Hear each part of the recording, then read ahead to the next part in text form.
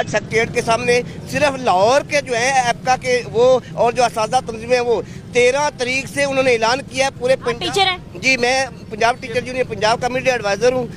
बिस्मिल्लाहिर्रहमानिर्रहीम। अस्सलाम वालेकुम। आज की ताज़ा और ब्रेकिंग न्यूज़ के साथ आपकी खिदमत में हाजिर है।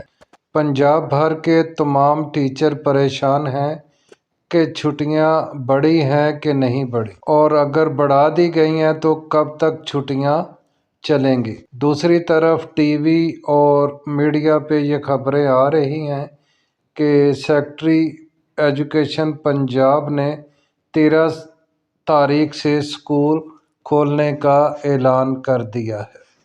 अब छुट्टियां बढ़ने और स्कूल खुलने की खबरों में कितनी सदाकत है, इस बारे में ये अर्ज़ है कि सेक्रेटरी स्कूल एजुकेशन के नोटिफिकेशन के मुताबिक स्कूल 13 जनवरी से ही खुलेंगे।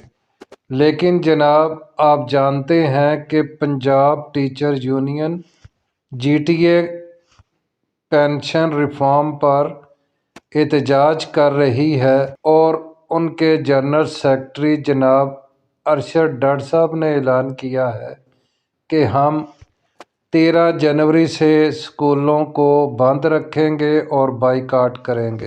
लिहाजा स्कूल पंजाब टीचर यूनियन के कहने पर ओपन नहीं होंगे, एहतजाज किया जाएगा और स्कूलों को बंद रखा जाएगा।